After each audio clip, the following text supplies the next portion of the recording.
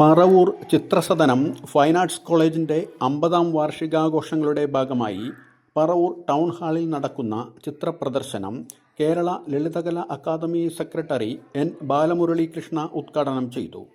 Principal K A സദാശിവന്റെ അധ്യക്ഷതയിൽ ചേർന്ന സമ്മേളനത്തിൽ ശില്പി K Raghunathan, general convener Nasar Babu Mangalath, convener K P Joshi, P R Ravi, Chandrabose തുടങ്ങിയവർ സംസാരിച്ചു.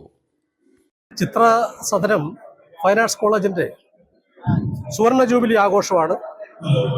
അതിന്റെ ഭാഗമായിട്ട് നടന്ന ഇവിടുത്തെ പ്രശസ്തരായിട്ടുള്ള കലാകാരന്മാരുടെ ചിത്രങ്ങളുടെ പ്രദർശനമാണ് ഇവിടെ ഇപ്പോൾ നടക്കുന്നത്. വളരെ നല്ല ചിത്രങ്ങൾ, ആത്മാർത്ഥമായിട്ട് അവർ നിരന്തരം വർക്ക് ചെയ്ത് വന്ന ആളുകളാണ് അവരൊക്കെ. അതിനെല്ലാവിധ ആശംസകളും അർപ്പിക്കുകയാണ് ആദ്യം തന്നെ. അതോടൊപ്പം തന്നെ ഇത്തരം സ്ഥാപനങ്ങൾ നൽകുന്ന സംഭാവന വളരെ വലുതാണ്.